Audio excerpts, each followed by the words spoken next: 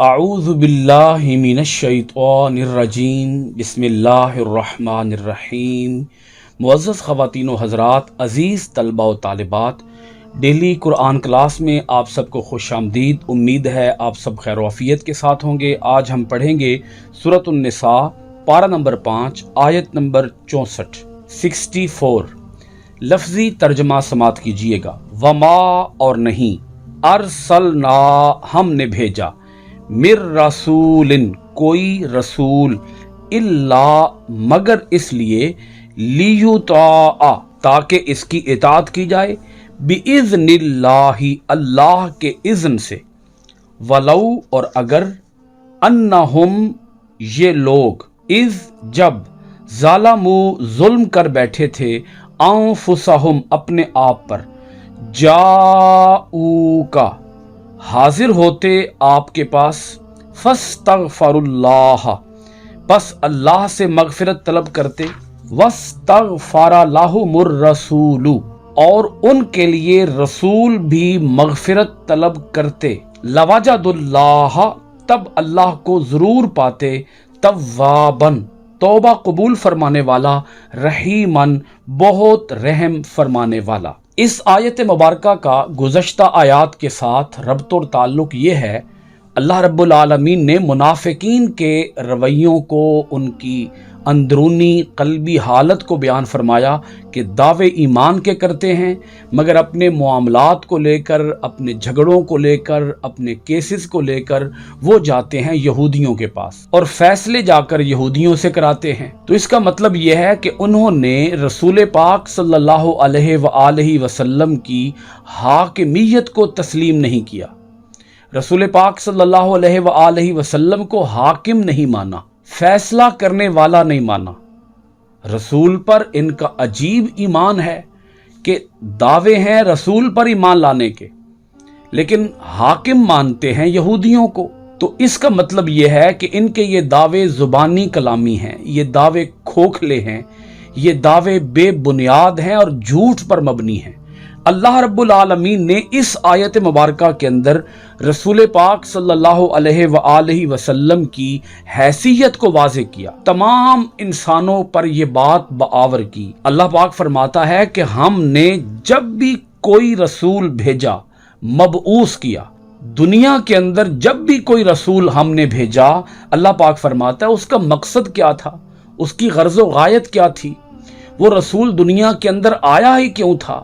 اللہ پاک فرماتا ہے ہم نے بھیجا ہی اس لیے ہے کہ رسول کی اطاعت کی جائے، اور اللہ پاک نے یہاں بِإِذْنِ اللہ کی قید لگا کر یہ بات بتا دی کہ رسول کی اطاعت در حقیقت اللہ کی اطاعت ہوتی ہے، کیونکہ رسول دنیا کے اندر اپنی اطاعت لاگو کرنے نہیں آتا، وہ اللہ کی اطاعت کو لاگو کرنے آتا ہے۔ اللہ پاک فرماتا ہے تو جب تم رسول کی اطاعت کرو گے تو رسول کی اطاعت تو در حقیقت عین اللہ کی اطاعت ہے۔ تو اگر تم رسول کی اطاعت نہیں کرتے تو اس کا مطلب یہ ہے کہ تم اللہ کی بھی اطاعت نہیں کر رہے۔ یہ ہے منافقین کی اندرونی حالت اور منافقین کے اس منافقانہ رویوں اور چالوں سے پردہ چاک کرنا۔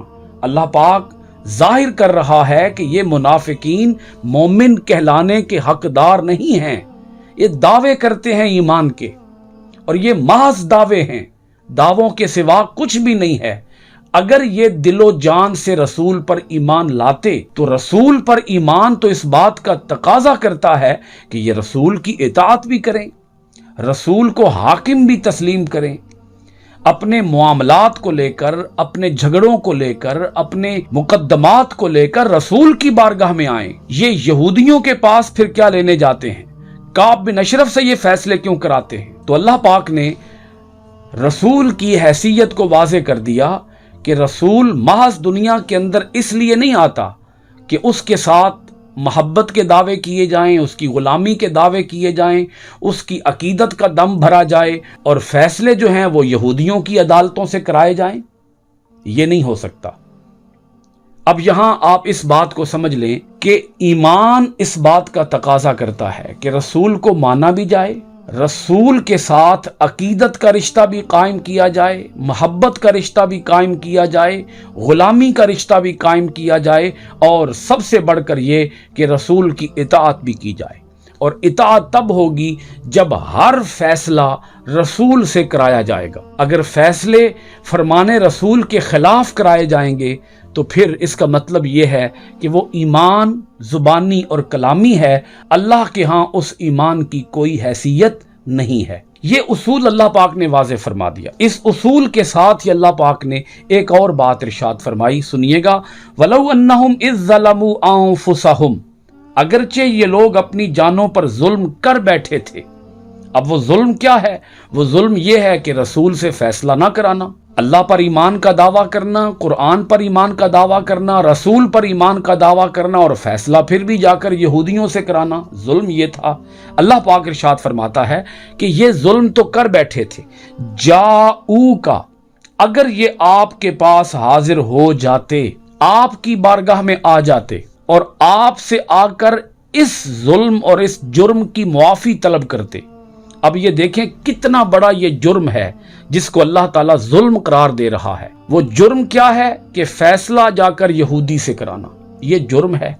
अल्लाह ताला इस जुर्म को जुल्म करार दे रहा है क्योंकि रसूल का दिल दुखाया गया है, रसूल के कल्बे मुबारका को तकलीफ पहुंचाई गई है कि एक शख्स दावा ईमान का करता है और फैसला जाकर काब बिन अशरफ से कराता है। ये है कल्बे रसूल को अजियत। तो वो रसूल के पास आते, सबसे पहले रसूल के पास आते, फस्तगफरुल्लाह, फिर वो अल्लाह से मुआफ़ी तलब करते क्योंकि उन्होंने एक जुर्म करके दर हकीकत दो जराइम का इर्तिकाब किया। उन्होंने रसूल की रिसालत को भी चैलेंज कर दिया, रसूल की हाकमियत का भी इनकार कर दिया, और उन्होंने अल्लाह की भी इताअत का इनकार कर दिया। तो पहले रसूल के पास आए, फिर वो अल्लाह से मुआफ़ी तलब करें। वस्तगफर लहुमुर रसूल, तीसरे दर्जे के अंदर रसूल पाक सल्लल्लाहु अलैहि वसल्लम उनके लिए मुआफ़ी तलब करें। वो आए, रसूल से मुआफ़ी मांगे, फिर अल्लाह से मुआफ़ी मांगे, फिर रसूल भी उनके लिए अल्लाह से मुआफ़ी तलब करे। लवजदुल्लाह तव्वाबर रहीमा, तब ये लोग पाएंगे अल्लाह को तव्वाब और रहीम। ये हैं तो मुनाफिकीन, लेकिन इनकी इस्लाह का इम्कान है, इनके संवरने का इम्कान है। ये आज भी अपनी हालत को बदल सकते हैं रसूल की बारगाह में आकर, रसूल से मुआफ़ी मांगकर और फिर अल्लाह से मुआफ़ी मांगकर। और अगर रसूल भी इनके लिए मुआफ़ी तलब कर दें तो अल्लाह ताला इनके लिए तव्वाब भी होगा और रहीम भी होगा। आयत मुबारका का ताल्लुक अगरचे ज़माना रिसालत में आप सल्लल्लाहु अलैहि वसल्लम से है। अगर आप आयत के उमूमी उसलूब को देखें तो इसी आयत से आप ये ज़ाब्ता भी अखज़ कर सकते हैं कि अल्लाह पाक ने क़यामत तक के लिए ये कानून मुरत्तब फरमा दिया है कि जब भी कोई शख्स अपनी जान पर जुल्म कर बैठे, जुल्म से मुराद हर गुनाह है, जब भी किसी से कोई गुनाह सरजद हो जाए तो वो रसूल पाक सल्लल्लाहु अलैहि वसल्लम की बारगाह में आ जाए। और अब अगर कोई रसूल पाक सल्लल्लाहु अलैहि वसल्लम की बारगाह में ना भी आ सके तो उसके लिए यह है कि वो रसूल पाक सल्लल्लाहु अलैहि वसल्लम का वास्ता और वसीला अल्लाह के हुजूर पेश कर सकता है।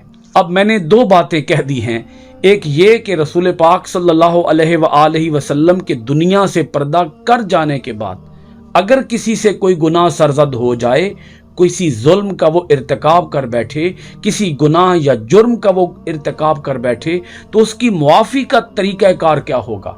वो हुजूर की बारगाह में आ जाए। अगर वो हुजूर की बारगाह में आएगा और आकर हुजूर की बारगाह से मुआफ़ी मांगेगा और फिर वो अल्लाह ताला से मुआफ़ी मांगेगा और रसूल पाक उसके लिए मग़फ़िरत तलब कर देंगे तो अल्लाह ताला तव्वाब और रहीम होगा। इस पर एक सबूत पेश कर दूं, हज़रत अलीउल मुर्तज़ा रज़ियल्लाहु ताला अन्हु इस रिवायत के रावी हैं। एक शख्स रसूल पाक सल्लल्लाहु अलैहि वसल्लम के रोज़ा मुबारका पे आया, हुजूर की कब्र मुबारका पे आया। हुजूर अलैहिस्सलाम का 3 दिन हो चुके थे कि आपका विसाल हो चुका था, और उसने आकर हुजूर अलैहिस्सलाम के रोज़ा मुबारका पर आकर मट्टी उठाकर अपने सर में फेंकी اور اس نے کہا اے اللہ کے رسول، جو آپ نے فرمایا ہم نے سنا، جو آپ نے اپنے رب سے سیکھا وہ ہم نے آپ سے سیکھا، اور آپ نے ہی ہمیں یہ آیت قرآن مجید کی پڑھ کر سنائی، وَلَوْ أَنَّهُمْ إِذْ ظَلَمُوا أَنفُسَهُمْ جَاءُوكَ فَاسْتَغْفَرُوا اللَّهَ وَاسْتَغْفَرَ لَهُمُ الرَّسُولُ لَوَجَدُوا اللَّهَ تَوَّابًا رَحِيمًا۔ حضور میں یہ آیت پڑھ کر آپ کی بارگاہ میں آیا ہوں اور آپ سے معافی کا طلبگار ہوں۔ روزہ اقدس کے اندر سے آواز آئی، اے روزہ مبارکہ پہ آنے والے، اللہ کے ہاں تیری بخشش کر دی گئی ہے۔ تو اس روایت سے ہمیں پتہ یہ چلتا ہے کہ اگر کوئی رسول پاک صلی اللہ علیہ وآلہ وسلم کی بارگاہ میں آج بھی چلا جائے اور حضور کے روزہ مبارکہ پر جا کر اپنے کسی بھی گناہ کی حضور سے معافی طلب کرے اور پھر اللہ سے معافی طلب کرے اور رسول پاک صلی اللہ علیہ وآلہ وسلم اس کے لیے اللہ سے معافی طلب کریں، تو اس کی اللہ کے ہاں بخشش ہو جائے گی، اللہ تعالیٰ اس کے لیے تواب بھی ہوگا، اس کے لیے رحیم بھی ہوگا۔ اب یہاں سوال یہ پیدا ہوتا ہے کہ اگر کوئی رسول کی بارگاہ میں مدینہ منورہ میں روضہ رسول پہ نہ بھی جا سکے تو وہ دنیا کے جس کسی کونے گوشے میں بیٹھا ہوا ہو، وہ حضور کا نام مبارک، حضور کا اسم مبارک اللہ کی بارگاہ میں پیش کرے، اس نام کا واسطہ اور وسیلہ اللہ کی بارگاہ میں پیش کرے، تو یقیناً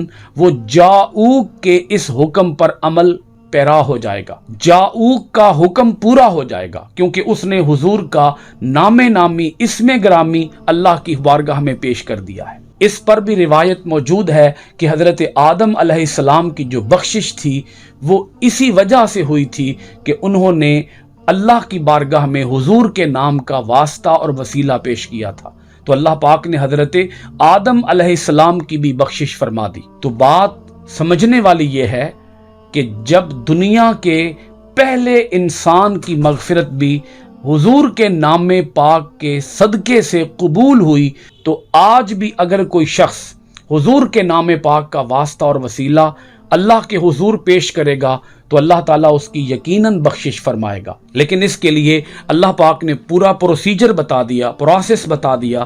کیا کیا فرمایا کہ جب بھی ان لوگوں سے کوئی جرم سرزد ہو جائے تو یہ آپ کے پاس آ جائیں اور پھر یہ لوگ اللہ سے معافی مانگیں اور پھر رسول پاک صلی اللہ علیہ وآلہ وسلم ان کے لیے بخشش طلب کریں۔ اس سے پتہ یہ چلتا ہے کہ رسول پاک صلی اللہ علیہ وآلہ وسلم قیامت تک اپنی امت کے لیے اللہ سے بخشش طلب کرتے رہیں گے، کیونکہ اللہ تعالیٰ نے فرما دیا وَاسْتَغْفَرَ لَهُمُ الرَّسُولُ، اور ان کے لیے رسول پاک صلی اللہ علیہ وآلہ وسلم بھی معافی اور بخشش طلب کریں۔ اگر وہ بخشش طلب کریں گے تو اللہ تعالیٰ تواب بھی ہوگا اور رحیم بھی ہوگا۔ اور حضور علیہ الصلوۃ والسلام نہ صرف قیامت تک اپنی امت کے لیے اللہ سے بخشش طلب کرتے رہیں گے، بلکہ قیامت آ جانے کے بعد بھی میدان محشر میں بھی اللہ سے اپنی امت کے لیے بخشش طلب کریں گے۔ اس پر احادیث پاک موجود ہیں، اللہ تعالیٰ رحمت فرمائے گا، اللہ تعالیٰ بخشش فرمائے گا، لیکن اس بخشش کے لیے قاعدہ اور قانون بتا دیا گیا ہے کہ ایک تو یہ ہے کہ رسول پاک صلی اللہ علیہ وآلہ وسلم سے محبت بھی کی جائے، آپ کی اطاعت بھی کی جائے، آپ کی کامل غلامی اختیار کی جائے، آپ کی مکمل تابعداری اختیار کی جائے، اور اگر کوئی گناہ سرزد ہو جائے تو حضور کی بارگاہ میں حاضری پیش کی جائے یا حضور کے نام پاک کا واسطہ اللہ کے حضور پیش کیا جائے اور پھر اللہ سے معافی مانگی جائے، اور پھر اگر رسول پاک صلی اللہ علیہ وآلہ وسلم معافی طلب کریں گے اللہ تعالیٰ سے تو اللہ تعالیٰ تواب اور رحیم ہوگا۔ آخری بات اس آیت مبارکہ کے تحت یہ سمجھ لیں کہ اللہ تعالیٰ نے یہاں وَاسْتَغْفَرَ کے اندر حکم ارشاد نہیں فرمایا، یہ بات رسول پاک صلی اللہ علیہ وآلہ وسلم کی منشا اور چاہت پہ چھوڑ دی گئی ہے کہ حضور جس کے لیے چاہیں معافی طلب کریں اور جس کے لیے چاہیں معافی طلب نہ کریں۔ تو جس کے لیے رسول نے معافی طلب کر دی، اللہ تعالیٰ پھر اس کے لیے تواب اور رحیم ہوگا۔ اللہ تعالیٰ ہمیں اپنی آیتوں کے اندر گہرا غور و خوض کرنے، اپنی آیتوں کو معنی، ترجمہ، تفسیر و تشریح کے ساتھ پڑھنے، عمل پیرا ہونے اور قرآن کے آفاقی پیغام کو دنیا بھر کے اندر عام کرنے کی توفیق عطا خیر عطا فرمائے۔ آج کی کلاس سورۃ النساء آیت نمبر 64 کے ساتھ ختم ہوئی۔ انشاءاللہ العزیز آئندہ ڈیلی قرآن کلاس میں حاضر ہوں گے سورۃ النساء آیت نمبر 65 کے ساتھ۔ آپ سب حضرات کا بہت بہت شکریہ۔ السلام علیکم ورحمۃ اللہ وبرکاتہ۔